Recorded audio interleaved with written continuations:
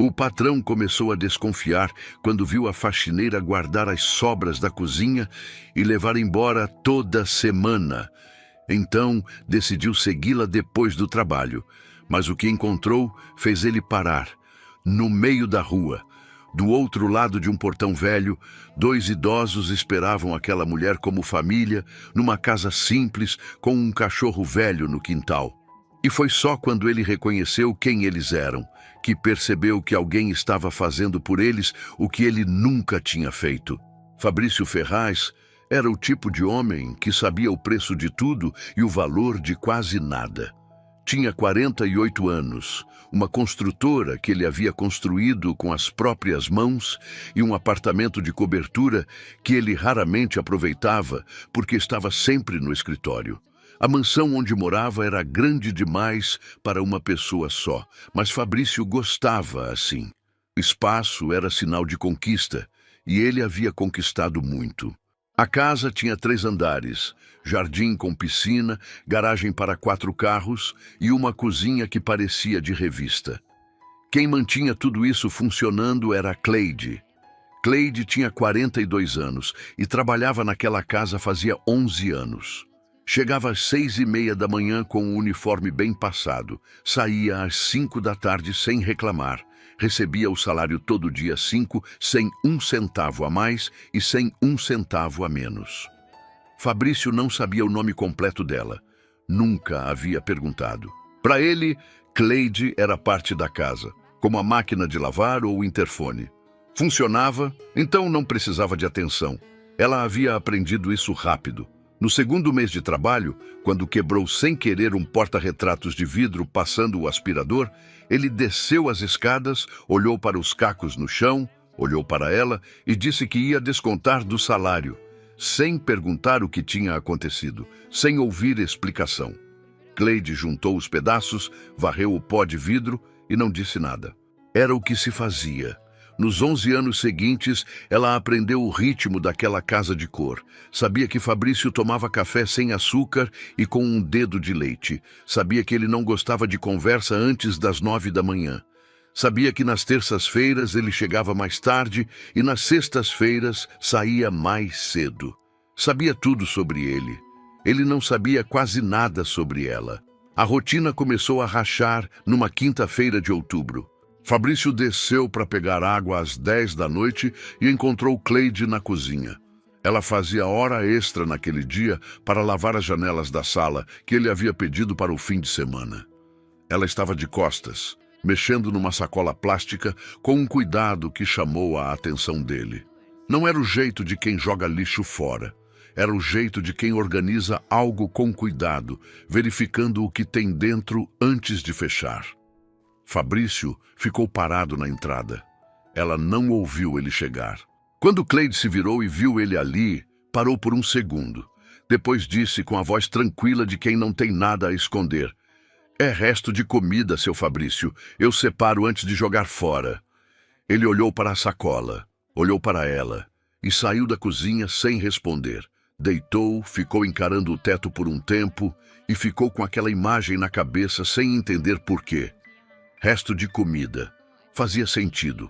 A casa desperdiçava comida todo dia. Era só um funcionário zeloso. Mas havia algo naquele cuidado todo que não largava.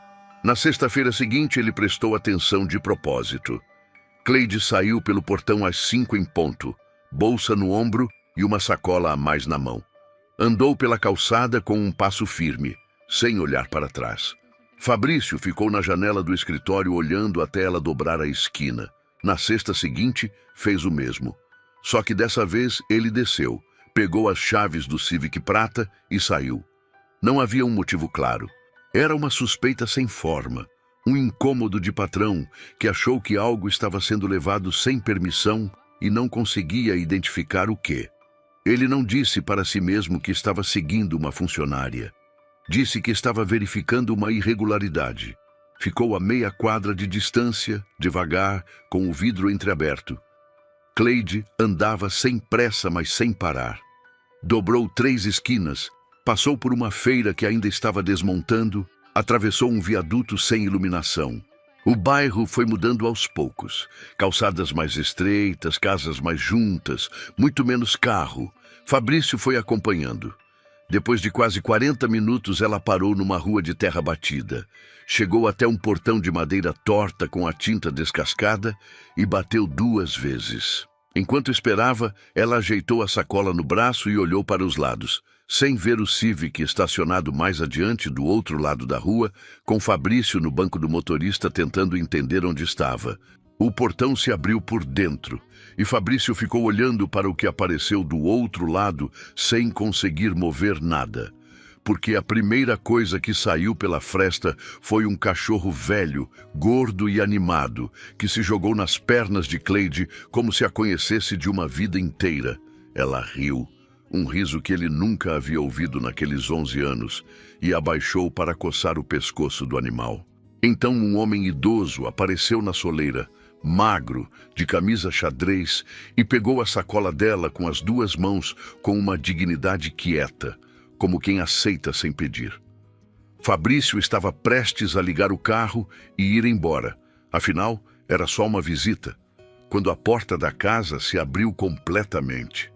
Uma senhora de cabelos brancos saiu correndo da cozinha. Correndo. Com aquela urgência de quem esperou a semana inteira por aquele momento. Ela abraçou Cleide na soleira com as 2 mãos nas costas dela e ficou assim por um tempo que não era de visita. Era de família. Fabrício ficou parado com as mãos no volante. A senhora estava de lado. Ele não conseguia ver o rosto direito daquele ângulo.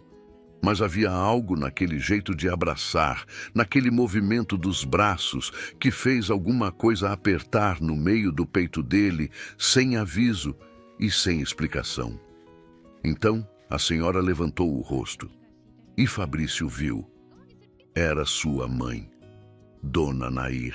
73 anos, cabelos completamente brancos, o mesmo jeito de inclinar a cabeça para o lado quando estava feliz. Um tique que Fabrício havia esquecido que existia e que agora voltou de uma vez, como um baque. Ele ficou parado com as mãos no volante sem conseguir ligar o carro, sem conseguir sair, sem conseguir fazer absolutamente nada. Sua mãe estava rindo. Estava com o rosto enterrado no ombro de Cleide e estava rindo daquele jeito que ele não via fazia anos, com o corpo todo, com os olhos fechados, com uma leveza que ele havia achado que ela havia perdido. Fabrício engoliu em seco e olhou para o homem idoso que havia pegado a sacola. Seu Armindo, o pai, estava de costas, já entrando pela porta, carregando as compras com passos lentos, mas firmes. Mais magro do que Fabrício lembrava, mais curvado, mas caminhando com aquela dignidade quieta que sempre foi a marca dele. O portão de madeira se fechou e Fabrício ficou sozinho na rua com o carro ligado e a cabeça em silêncio absoluto. Ficou ali por quase meia hora. Quando finalmente saiu, não foi para casa. Deu voltas no carro sem destino por 40 minutos, passou em frente ao próprio escritório sem parar e acabou estacionando num posto de gasolina para tomar um café que esfriou na mão sem que ele bebesse. Na segunda-feira, ele chegou ao escritório mais cedo do que o normal e ficou o dia inteiro com uma produtividade 0. Coisa que não acontecia desde quando havia perdido o primeiro contrato grande da construtora, 20 anos atrás. O que o incomodava não era só o que havia visto. Era o que aquilo significava. Cleide sabia onde os pais dele moravam. Cleide ia até lá toda semana. Cleide levava comida, levava mantimentos, com o próprio dinheiro, provavelmente, porque ela não havia pedido nada para isso. Não havia mencionado, não havia usado aquilo como moeda de troca. Havia simplesmente feito, em silêncio. Por 11 anos dentro da mesma casa, sem dizer uma palavra, e os pais dele haviam deixado. Haviam recebido aquela mulher como família. Fabrício ficou encarando a planilha aberta no computador sem ver nenhum número. Lembrou da última vez que havia visto os pais. Um almoço de aniversário de Dona Nair, 3 anos atrás, que havia durado 40 minutos, porque ele tinha uma reunião. Lembrou que havia prometido voltar no domingo seguinte. Nunca havia voltado. Não por briga, não por mágoa declarada. Era aquela distância que vai crescendo sem que ninguém perceba. Uma semana vira um mês vira 6, 6 meses viram um ano, e de repente é tarde demais para ligar sem ter que explicar por que demorou tanto. Então não liga. Fabrício havia escolhido o silêncio porque era mais fácil do que a conversa. Cleide havia escolhido a caminhada de 40 minutos toda sexta-feira. Aquilo ficou na garganta dele como um osso que não descia. Na terça-feira, ele chegou mais cedo do que Cleide e ficou sentado à mesa da cozinha esperando. Quando ela entrou com a bolsa no ombro e viu ele ali, parou na porta. Por um segundo, os olhos dela calcularam alguma coisa, e ele reconheceu aquela expressão. Era a de quem já somou todas as possibilidades e não gostou de nenhuma. "Senta", disse ele. Ela sentou na cadeira do lado, com a bolsa ainda no colo, como quem não quer ficar tempo suficiente para precisar colocar a bolsa no chão. Fabrício foi direto. "Eu fui atrás de você na sexta-feira." Cleide não piscou. "Eu sei onde você foi. Eu vi tudo." Silêncio. "Desde quando você conhece eles?" Ela ficou olhando para ele por um momento. Não com medo, não com raiva, com uma calma estranha de quem foi apanhada fazendo algo que não era errado e sabe disso. Então respirou fundo e contou. Havia sido por acaso. 2 anos antes, numa farmácia do outro lado da cidade, ela havia segurado Dona Nair pelo braço quando a senhora tropeçou na própria sacola na fila. Conversaram enquanto esperavam. Quando Cleide mencionou onde trabalhava, Dona Nair havia ficado em silêncio por um segundo. Um silêncio que ela não soube interpretar na hora. Só entendeu depois, quando voltou ao bairro por curiosidade, quando conheceu seu Armindo, quando foi somando os pedaços. A casa precisando de reforma, a goteira no quarto dos fundos tampada com balde, a aposentadoria que não fechava o mês, os remédios de pressão de Dona Nair que faltavam toda vez que vencia a receita. "Tentei falar uma vez", disse Cleide com a voz firme. "O senhor me mandou cuidar do que era meu." Fabrício lembrou. Uma tarde, 2 anos atrás, ela havia perguntado se ele pretendia visitar os pais. Ele havia abaixado o documento que lia, olhado para ela com a expressão plana que usava para encerrar assuntos e dito que o que era dele, ele resolvia como entendia. Fim de conversa. "Então a senhora foi sozinha", disse ele. Não era uma pergunta. "Fui", respondeu ela. "Toda sexta-feira. O que sobrava da cozinha aqui eu levava para o Fubá." "Fubá?" "O cachorro deles." Ela fez uma pausa curta. "E o que precisava de mercado eu comprava do meu salário." Fabrício ficou olhando para a mesa. Do próprio salário. O salário que ele havia calculado no limite do adequado, que nunca havia reajustado por iniciativa própria, que havia 1 mês descontado por causa de um porta-retratos. Aquele salário ela havia dividido com os pais que ele havia largado. Ele quis dizer alguma coisa e não encontrou nada que servisse. Cleide olhou para ele e disse a única frase que havia guardado por 2 anos, com a voz baixa e sem drama. "O senhor tem pai e mãe vivos, seu Fabrício. Eu perdi os meus antes dos 30. O silêncio que se seguiu foi diferente de todos os outros silêncios daquela cozinha. Fabrício ficou olhando para a mesa por um tempo longo. Depois levantou, pegou as chaves e saiu sem dizer nada. Cleide ficou parada na cadeira. Respirou fundo. Levantou, pendurou a bolsa no gancho da parede e foi varrer o corredor. Era o que se fazia, mas enquanto varria, ouviu o carro dele saindo pela garagem e percebeu que ele havia saído mais rápido do que costumava, com pressa, como quem tem um lugar para ir. Fabrício conhecia aquele bairro de nome, nunca havia precisado entrar. O GPS levou ele por uma avenida larga que foi estreitando aos poucos.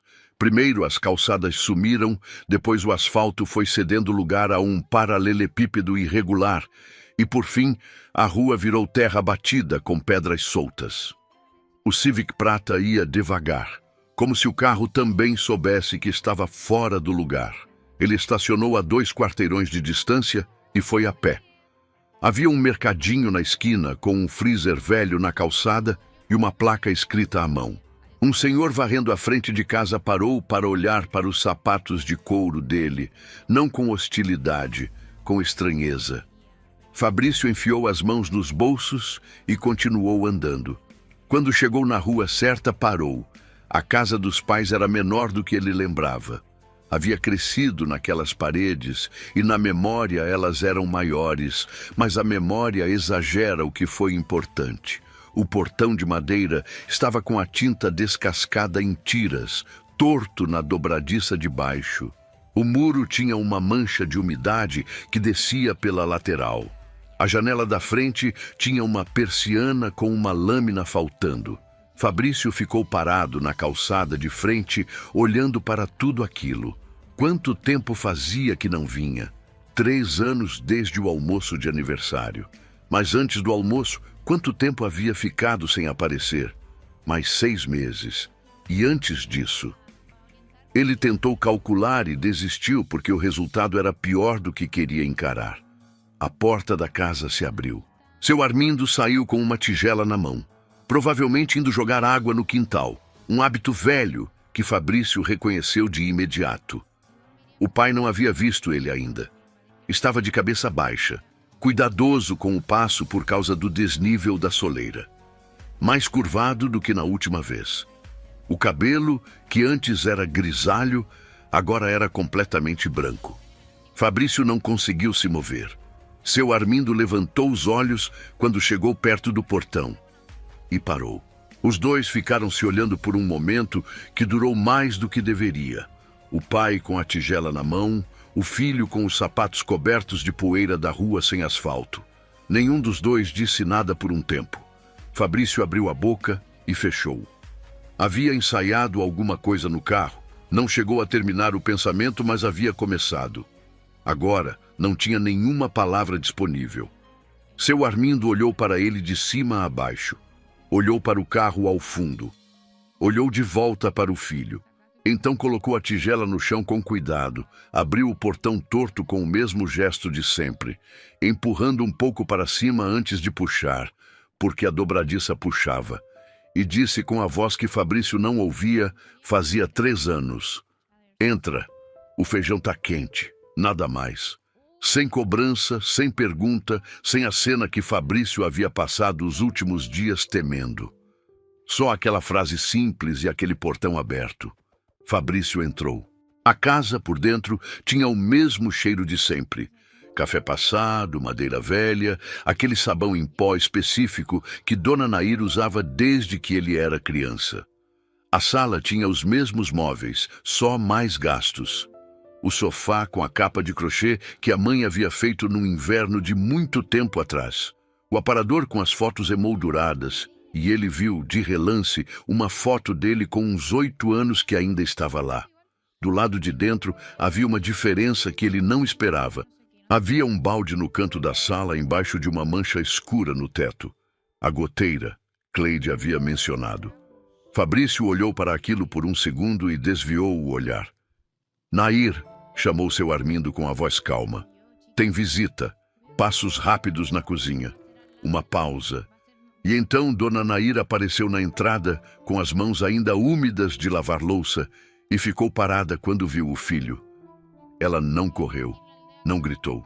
Ficou parada com as mãos úmidas e os olhos piscando devagar, como quem está vendo algo que não esperava mais ver e precisa de um momento para acreditar que é real. Fabrício, disse ela, só o nome, com uma voz que era ao mesmo tempo alívio e dor. Ele deu um passo, ela deu outro. E o abraço que veio não tinha nada de filme. Era desajeitado, apertado, com ela batendo levemente nas costas dele como fazia quando ele era pequeno e havia levado um tombo. Fabrício abraçou a mãe de volta e ficou em silêncio porque não havia nenhuma palavra à altura daquele momento. Sentaram à mesa de madeira riscada. A mesma mesa onde ele havia feito o dever de escola, onde havia comido o café da manhã por 18 anos. onde havia discutido com o pai pela última vez antes de ir embora para construir a vida que havia construído. Seu Armindo serviu o feijão sem cerimônia. Dona Nair pôs o prato na frente do filho, como se ele nunca tivesse saído. Ninguém falou sobre os 3 anos. Ninguém falou sobre a distância. Ninguém mencionou Cleide. Fabrício comeu em silêncio, com a cabeça baixa, engolindo muito mais do que comida. Foi embora quando o sol já estava baixo. Na saída, parou na porta, olhou para o balde embaixo da goteira e olhou para o pai.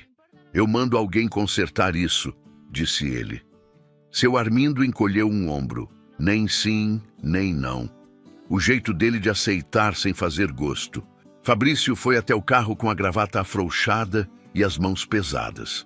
Ficou sentado no banco por um tempo, sem ligar o motor. Lembrou de uma coisa que o pai havia dito uma vez, quando ele era adolescente e havia deixado um amigo na mão numa situação difícil. Seu Armindo não havia gritado, não havia dado sermão. Havia olhando para ele por um segundo e dito: "Filho, dívida de afeto é a única que não tem prazo, mas tem juros."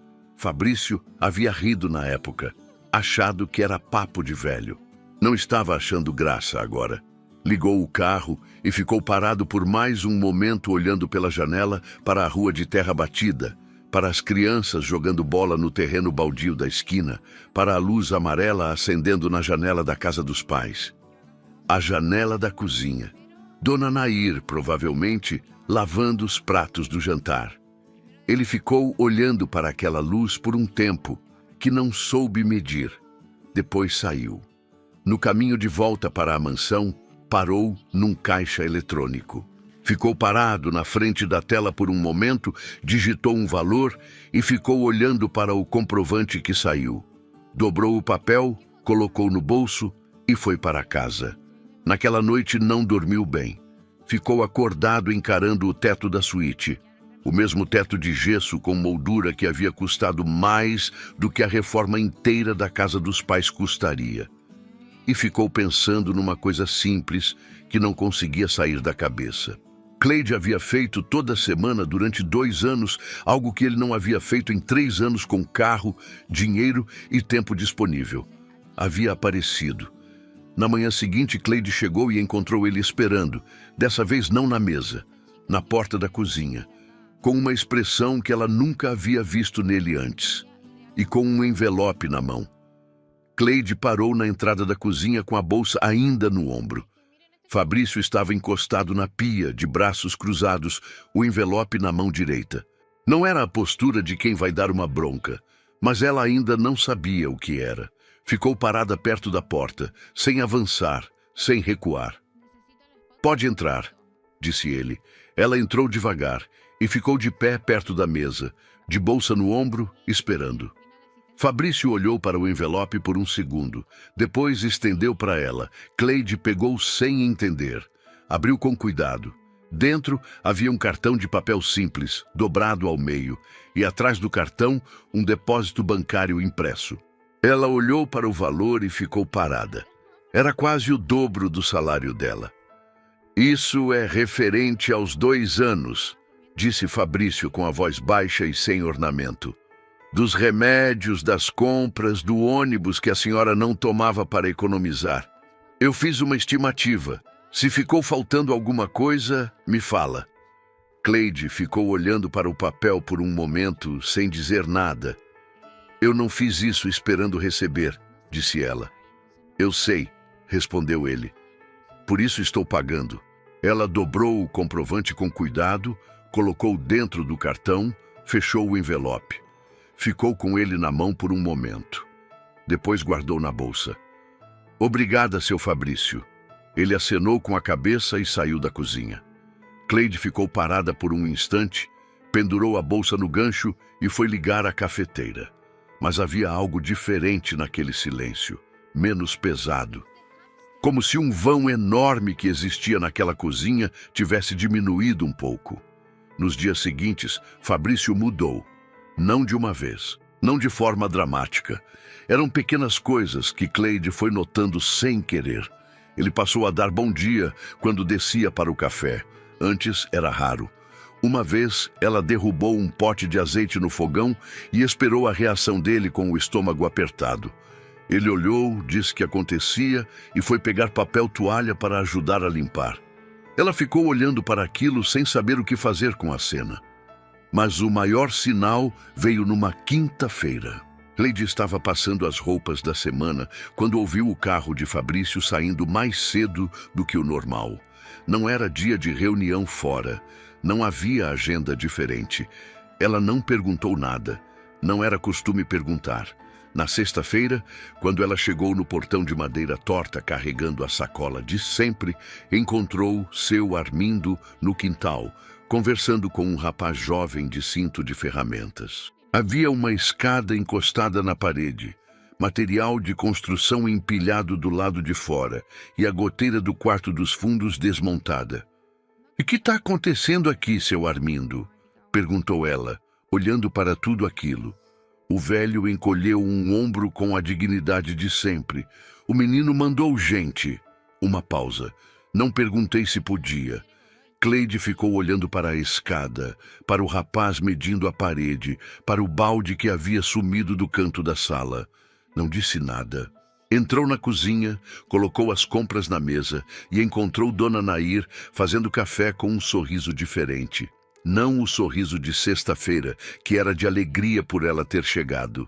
Era outro, mais fundo, mais aliviado. "Ele veio no domingo", disse Dona Nair, sem que Cleide tivesse perguntado. Ficou até tarde. Cleide abriu a boca e fechou. "E na quarta também", completou a senhora, mexendo o café com uma colher. "Trouxe pão de queijo. Sabe que eu gosto." Havia algo naquela frase simples que apertou o peito de Cleide de um jeito que ela não esperava. Não era inveja, não era ciúme, era alívio. A mesma sensação de quando você carrega um peso por muito tempo e alguém finalmente chega e fala: "Pode passar para mim um pouco." Ela havia carregado aquilo sozinha por 2 anos e agora não estava mais sozinha, mas nem tudo havia se resolvido. Na semana seguinte, Fabrício chegou em casa mais cedo e foi direto para o escritório. Cleide estava passando o corredor quando ouviu ele no telefone com uma voz tensa, não de briga, de negociação difícil. Não prestou atenção ao assunto. Foi passando. Mas na manhã de quarta-feira, ele desceu para o café com uma expressão fechada que ela não via fazia dias. Pegou a xícara sem dar bom dia. Ficou de pé na janela olhando para o jardim com aquele olhar distante de quando alguma coisa estava pesando. Cleide pôs o prato de pão na mesa, foi sair da cozinha e ele falou sem se virar: "A senhora sabia que eles estavam com problema no encanamento também?" Ela parou. "A pia da cozinha", continuou ele. "O pedreiro falou que a tubulação está entupida faz tempo. Dá para ver que eles foram tampando o problema." Cleide não respondeu de imediato. Depois disse com cuidado: "Eles não gostam de pedir." "Eu sei." Ele girou a xícara na mão. "Eu sei de onde vem isso." Havia um peso nessa frase que ela preferiu não tocar. Fabrício bebeu o café, colocou a xícara na pia e subiu sem mais nada. Cleide ficou na cozinha por um momento. Olhou para a xícara na pia. Ele tinha lavado, coisa que nunca havia feito antes, e foi continuar o serviço. Alguma coisa estava mudando naquela casa, devagar, sem aviso, sem discurso. Não era uma transformação de novela, daquelas com música de fundo e abraço no corredor. Era mais silenciosa do que isso, e por isso, mais real. Mas havia um problema que ainda não tinha nome. Algo que Cleide havia notado nas últimas 2 visitas e não havia contado para ninguém, porque não tinha certeza e porque queria estar errada. Dona Nair estava esquecendo coisas. Na sexta anterior, a senhora havia colocado água para ferver e esquecido da chaleira no fogo por tempo demais até o apito começar a gritar. Tinha acontecido uma vez. Cleide tinha pensado: cansaço, distração, qualquer um esquece.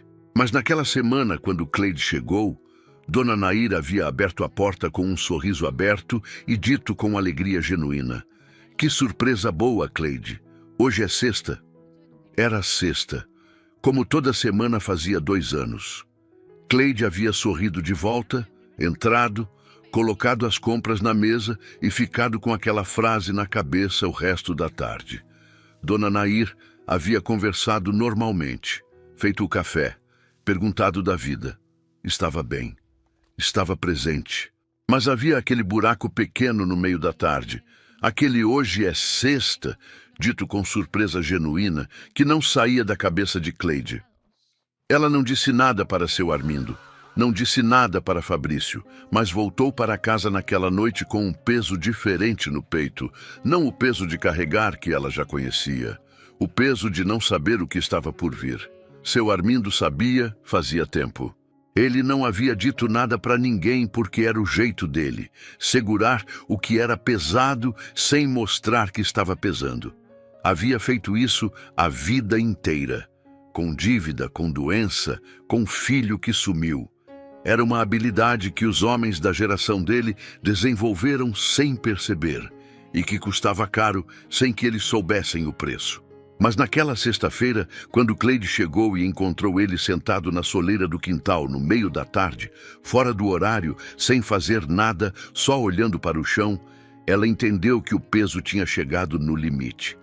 "Seu Armindo", ela chamou, colocando a sacola no chão. "O que foi?" Ele demorou para responder. Ficou olhando para as próprias mãos por um tempo. Aquelas mãos de quem trabalhou a vida inteira e agora não tinha mais muito para segurar. "Ela acordou hoje sem saber onde estava", disse ele, com a voz baixa e sem drama. Ficou parada no corredor, chamando pela mãe dela. A mãe dela morreu em 83. Cleide ficou parada. "Durou uns 2 minutos", continuou ele. Depois voltou. Fez o café, perguntou se eu queria pão. Como se nada tivesse acontecido. Ele levantou os olhos para ela. E Cleide viu, pela primeira vez em todos aqueles meses de visita, que seu Armindo estava com medo. Não o medo de quem grita, o medo quieto de quem não sabe o que fazer e não tem com quem dividir. "Já aconteceu outras vezes?", perguntou ela. "De vez em quando." Pausa. Vai piorando. Cleide sentou na soleira do lado dele. Ficaram em silêncio por um momento, os dois olhando para o quintal onde o fubá dormia esticado no sol. "O senhor precisa falar com o Fabrício", disse ela. Seu Armindo não respondeu de imediato. "Ele está aparecendo", disse o velho por fim. "Não quero que ele apareça por obrigação. Não vai ser por obrigação." "Como a senhora sabe?" Cleide olhou para ele com cuidado. "Porque eu conheço o jeito que ele toma o café agora. Ele fica parado na janela toda manhã, olhando para nada." Ela fez uma pausa. "É o jeito de quem está pensando em algo que importa."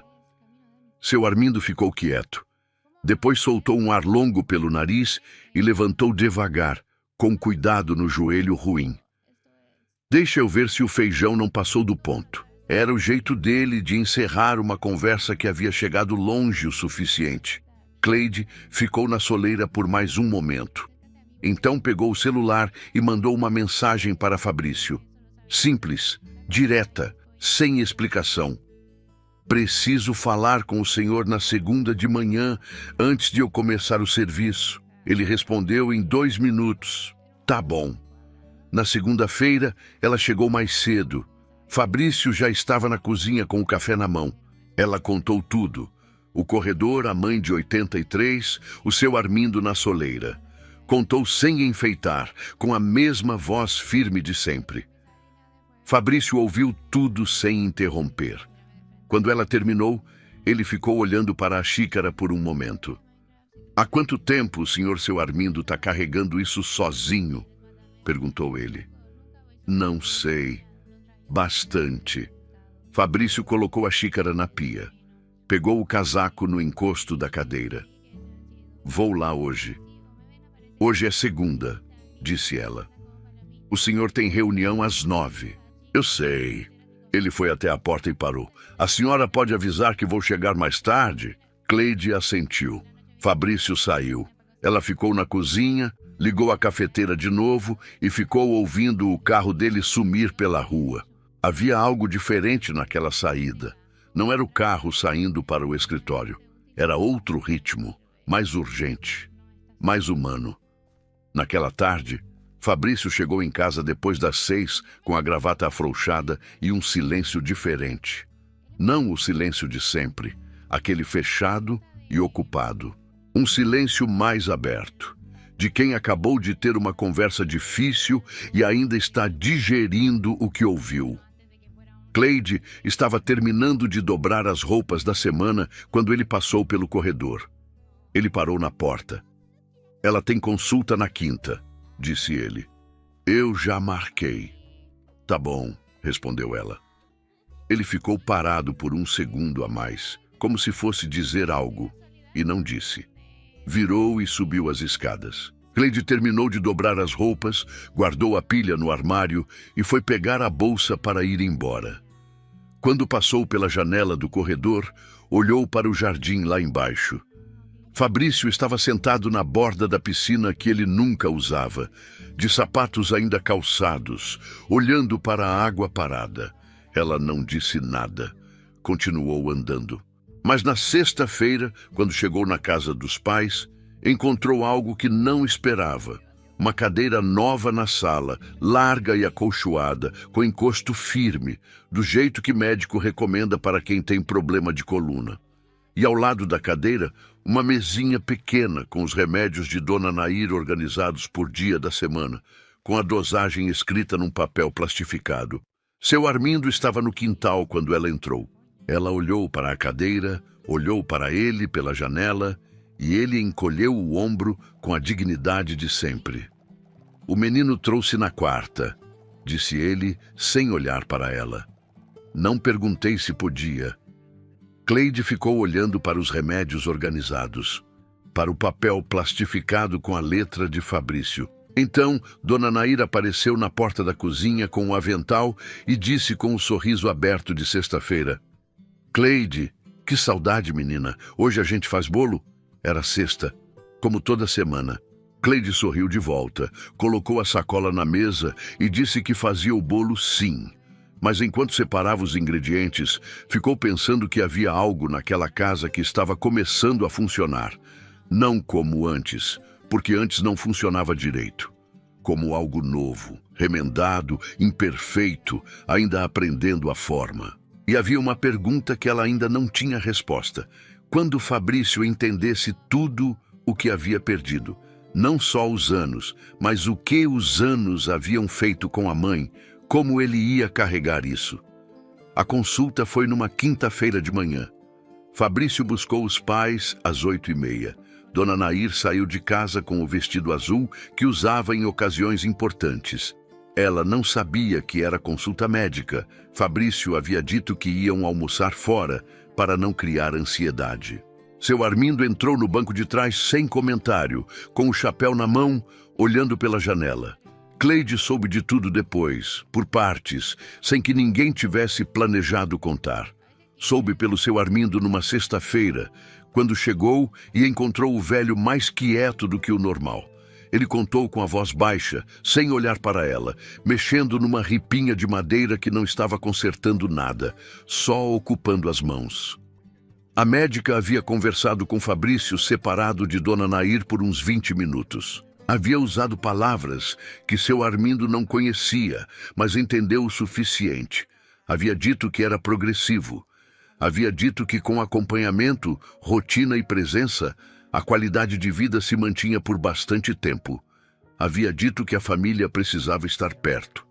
"Família", repetiu seu Armindo, com uma entonação que não era amarga, era só cansada. Eu fiquei pensando nessa palavra no caminho de volta. Cleide não respondeu, deixou ele falar. O Fabrício ficou quieto o resto do dia. O velho parou de mexer na ripinha. À noite ele veio no meu quarto, sentou na cama e ficou lá por um tempo sem dizer nada. Depois perguntou se eu precisava de alguma coisa. Eu disse que não. Ele foi embora. Silêncio. Mas ele voltou de manhã, disse seu Armindo. Trouxe pão, fez café, ficou até o meio-dia. Cleide olhou para o velho. Ele estava com os olhos fixos no quintal, mas havia algo diferente na postura. menos tenso, como quem soltou um nó que estava apertado fazia tempo.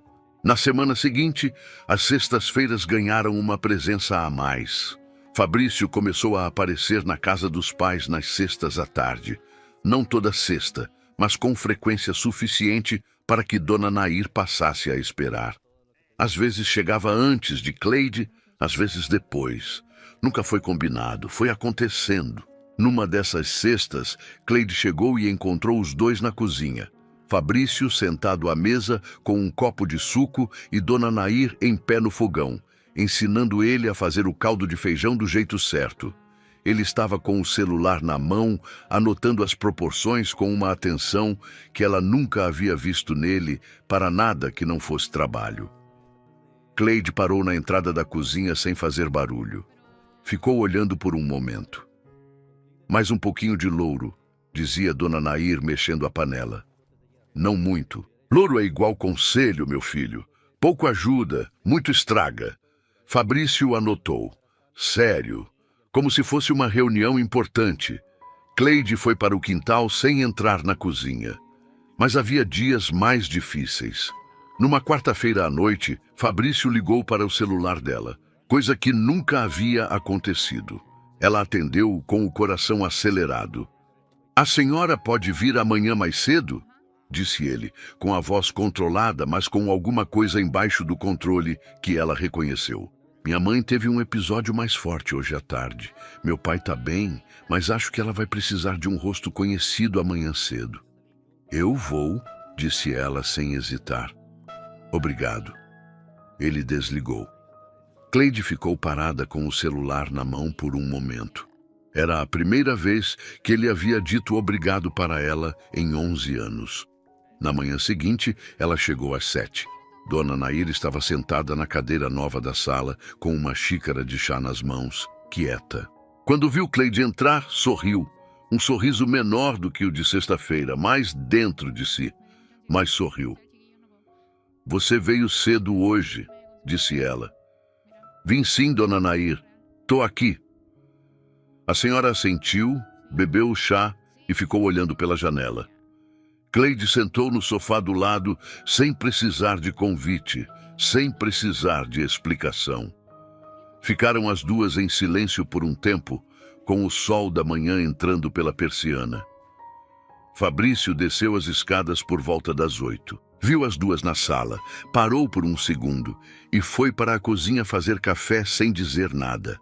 Voltou com 3 xícaras numa bandeja, coisa que Cleide nunca havia imaginado que veria na vida, e colocou na mesinha ao lado da cadeira da mãe. Dona Nair pegou a xícara sem olhar para ele, mas passou a mão no braço do filho quando ele se levantou. Um toque rápido, automático. O jeito de quem não precisa de palavras para dizer que sabe que você está ali. Fabrício foi sentar no banco da janela com a própria xícara. Ficou olhando para o quintal. Cleide tomou o café em silêncio. Olhou para aqueles dois, o filho na janela, a mãe na cadeira, e pensou numa coisa que não havia pensado antes, que as pessoas às vezes só conseguem voltar quando alguém abre a porta por elas. Não porque são fracas. Porque as portas que a gente fecha por orgulho são as mais pesadas de reabrir sozinho. Ela havia aberto uma porta sem saber que estava fazendo isso. E agora havia 3 pessoas naquela sala tomando café, num silêncio que, pela primeira vez, não pesava. Seu Armindo apareceu na entrada com o chapéu na mão, pronto para ir ao quintal. Olhou para os 3. Não disse nada. Colocou o chapéu na cabeça e saiu pela porta dos fundos. Mas antes de sair, Cleide viu, e só ela viu, o canto da boca dele levantar 1 milímetro. Era o suficiente. Cleide terminou o café, lavou a xícara e foi começar o serviço. Enquanto varria o corredor, pensou em tudo o que havia acontecido desde aquela quinta-feira de outubro em que Fabrício a havia visto mexendo numa sacola na cozinha com cuidado demais. 2 meses. Era pouco tempo para tanto. Havia uma coisa, porém, que ainda ficava rodando na cabeça dela. Uma coisa pequena que não prejudicava ninguém, mas que ela ainda não havia entendido direito. Nos últimos dias, Toda vez que ela terminava o serviço e ia pegar a bolsa para ir embora, Fabrício aparecia em algum canto da casa. Não para falar nada, não para dar ordem. Aparecia, olhava, ia embora. Como quem quer dizer algo e ainda não encontrou a palavra certa, ela havia decidido não perguntar. Quando ele encontrasse a palavra, ela estaria lá. E na sexta-feira seguinte, ele encontrou. Cleide estava pegando a bolsa para ir embora quando Fabrício apareceu na entrada da cozinha. Dessa vez ele não foi embora. Ficou parado no batente com as mãos nos bolsos e uma expressão que ela havia aprendido a ler nas últimas semanas. Não era a expressão fechada de antes, aquela que encerrava conversas antes de começar. Era outra, mais exposta, de quem vai falar algo que não tem prática de falar. "A senhora vai para lá agora?" perguntou ele. "Todo final de tarde." Ela ajeitou a bolsa no ombro. "Por quê?" Ele ficou quieto por um segundo. Depois, "Posso ir junto?" Cleide ficou parada. Em 11 anos, era a primeira vez que ele pedia algo que não tinha nada a ver com a casa, com o serviço, com qualquer coisa que fosse obrigação dele como patrão ou dela como empregada. Era um pedido simples, quase tímido, que soou estranho vindo daquele homem. "Pode", disse ela. Foram no carro dele. O trajeto que ela fazia a pé em 40 minutos durou 10 de carro, mas Fabrício foi devagar, sem pressa, pelas mesmas ruas que havia atravessado aquela primeira noite sem entender onde estava. Desta vez, não havia estranheza no rosto dele, havia atenção. Quando chegaram, seu Armindo estava na soleira, como sempre às sextas. Viu o carro parar, viu os dois descerem juntos e ficou com a mão na grade sem dizer nada. Fabrício acenou com a cabeça. O pai acenou de volta. O fubá saiu primeiro como sempre e foi direto para Cleide. Ela abaixou, coçou o pescoço do cachorro e quando levantou, Fabrício já estava passando pelo portão com a sacola de mercado que ela havia trazido. Seu Armindo olhou para o filho segurando a sacola e ficou quieto. "Fica pesada", disse Fabrício como explicação. "Fica", concordou o pai. "Entra." Na cozinha, Dona Nair estava fazendo arroz.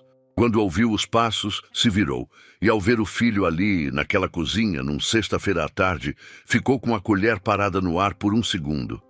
"Fabrício", disse o nome como uma constatação feliz. "Você janta com a gente hoje?" "Janto", disse ele. Simples assim.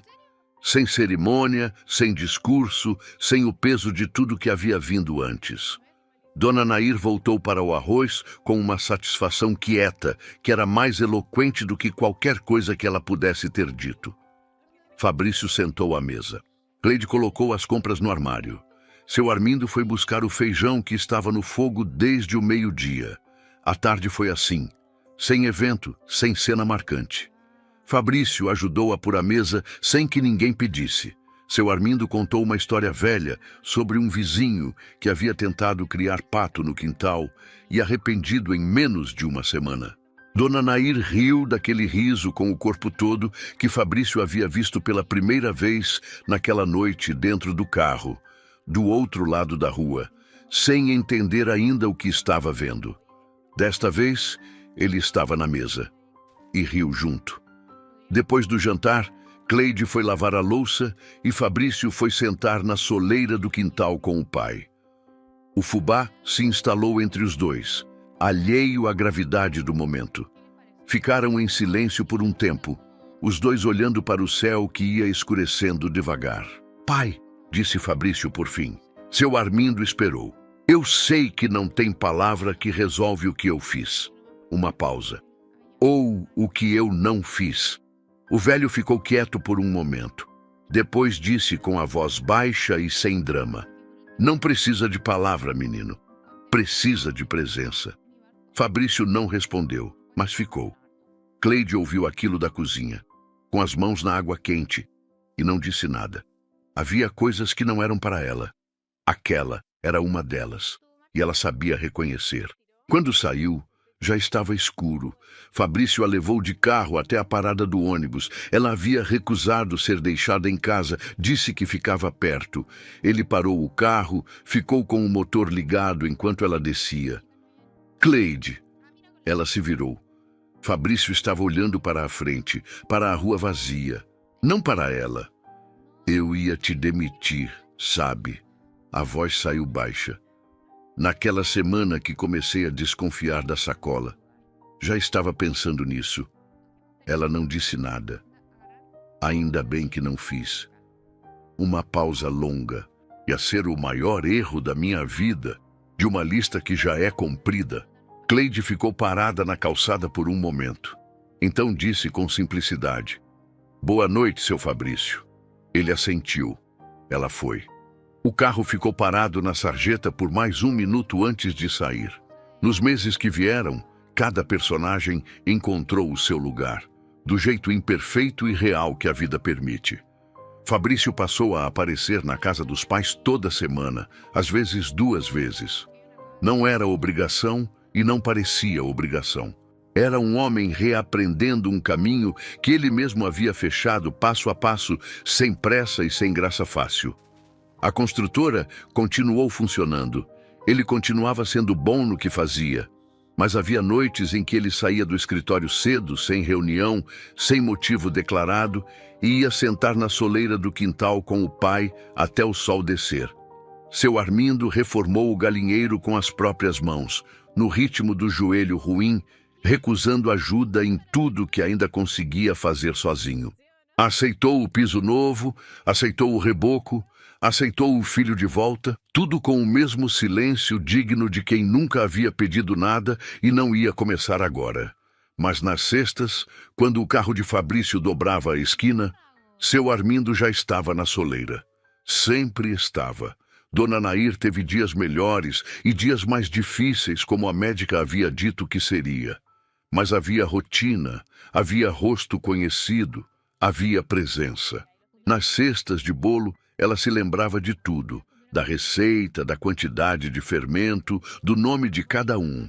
Nesses dias, ela ficava na cozinha cantarolando músicas antigas que ninguém mais conhecia, e o cheiro de bolo saindo pelo quintal chegava até a rua. E Cleide continuou fazendo o caminho das cestas, não mais com sacola de sobras, porque agora a despensa daquela casa estava sempre cheia. Não mais com remédio comprado do próprio bolso, porque agora havia quem cuidasse disso. Mas continuou aparecendo toda sexta, pontual como sempre. Porque Dona Nair esperava na soleira, porque seu Armindo fazia um café que era bom demais para tomar sozinho, porque havia uma mesa de madeira riscada naquele quintal onde ela sempre tinha lugar. Ela, que havia perdido a família antes dos 30, havia sem querer e sem pedir construído uma nova com os esquecidos de um homem que ainda estava aprendendo o que havia deixado para trás. E o fubá, alheio a toda a redenção humana ao redor, continuou recebendo as chegadas de sexta com o mesmo entusiasmo de sempre. Ele podia ter resolvido tudo com dinheiro desde o começo, mas não foi isso que fez falta. O que fez falta foi ele. Se essa história te marcou, deixa o like e me diz nos comentários: tem coisa que ainda dá para consertar ou não volta mais. Quiero un pepino. Todo lo que necesito para tener un hámster y para ser feliz es un pepino. What's the matter? So tell me what's the matter? What's the matter? What's the matter? You treat me like oh baby. ¿Era aquí donde dejé mis cosas o no? No me acuerdo.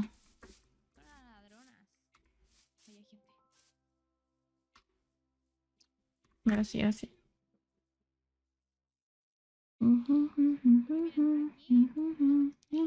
No sugar come, what you want, I need it.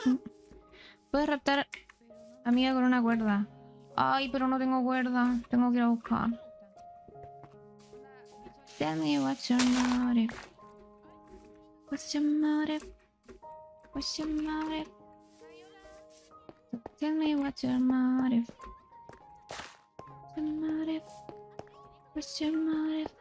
Aquí dejé mis cosas, ¿no?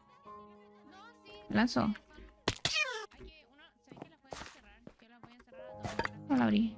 ¿Pero para qué lo abro si ya no tengo espacio?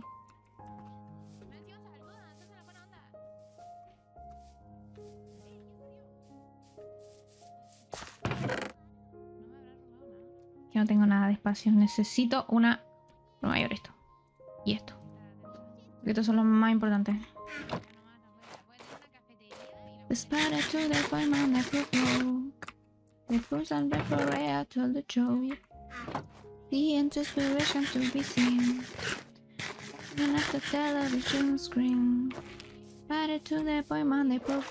Did you tell the fucking person before you I told the joke? Mientras no esté haciendo nada, les voy a cantar las canciones. Porque sí, es la única manera de entretenerlos.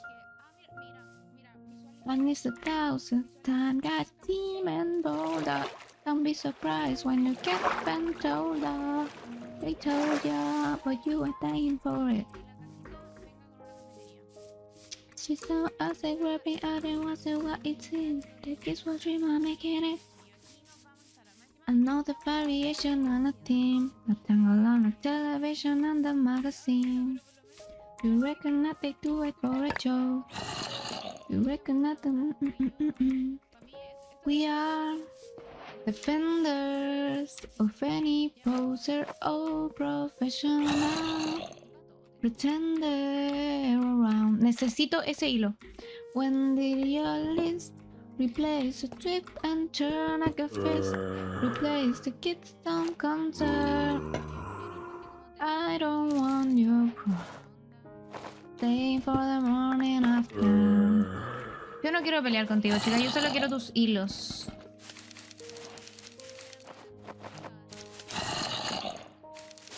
¿Cuánto necesito?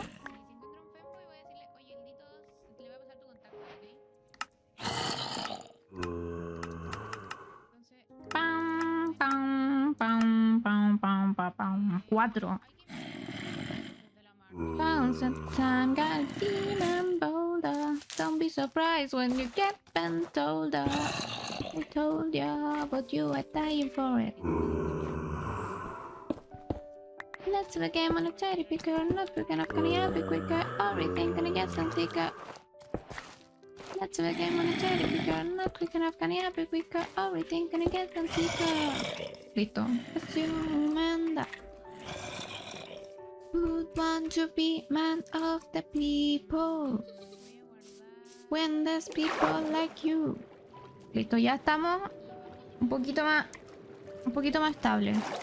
Porque tenemos mochila, que es lo más importante actualmente.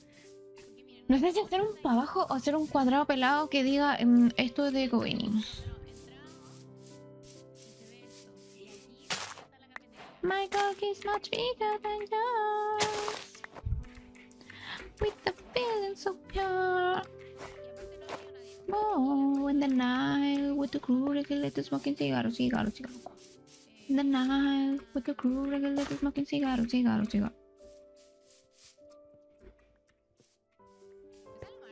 With the feeling so pure. Maya. Oh, in the night. Entonces, ¿pero ustedes qué prefieren? La casa lejos de la... O sea, como aparte de la... Ay, ustedes me entienden. ¿Aparte de la casa o la casa y cerca de la casa la... Para.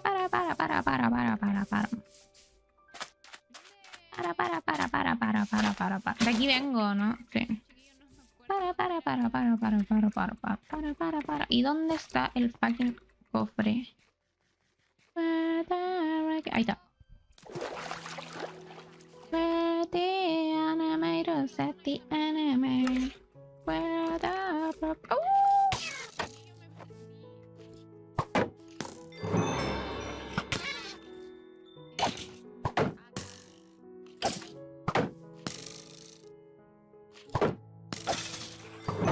¿Pero qué pasa? ¿Por qué salen tanto?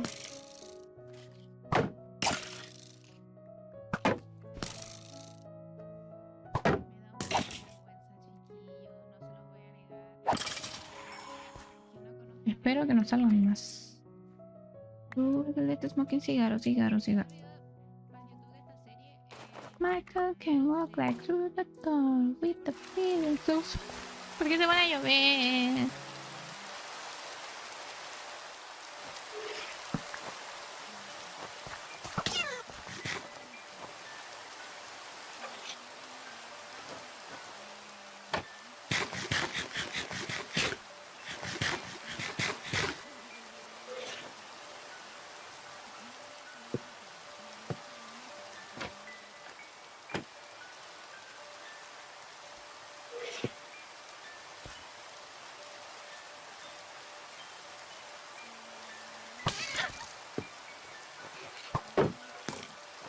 Que me coma mundo ya.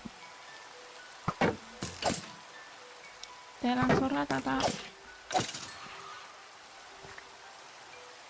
Y si miraste, no mientras yo te vi rotundamente, cesantemente, bien simpático. Entra mi flow psicopático.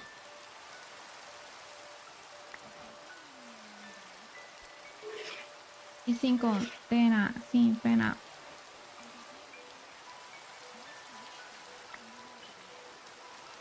Yo. ¿Cómo se hacía? Me estoy volviendo loca.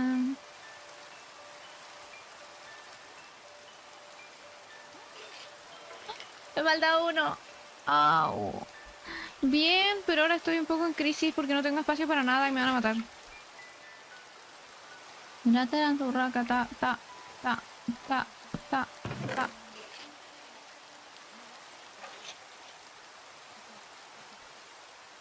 Necesito 4. No me vengas con tus imbeciladas. Cabrón. Mil cojones.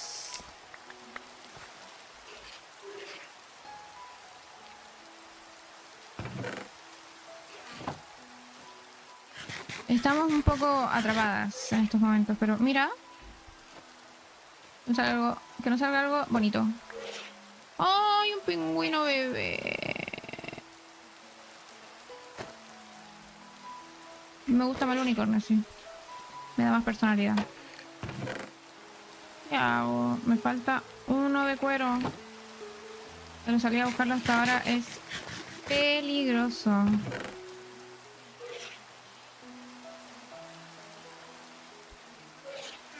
¿Dónde tan penadita? Perdón, es que me volví loca y me desordené entera. Pues es que me van a matar. Eso es lo que pasa. ¿Esto se come? Tomatillo.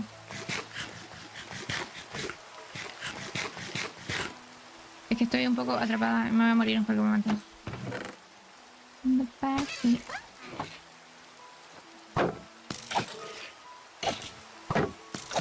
Están Obis conmigo, Obis. Yo vine solo por una fucking mochila. Todo lo que quiero es una mochila, pero me vienen a atacar constantemente. Entonces no puedo moverme mucho. Me voy a comer una guerraga, ¿no?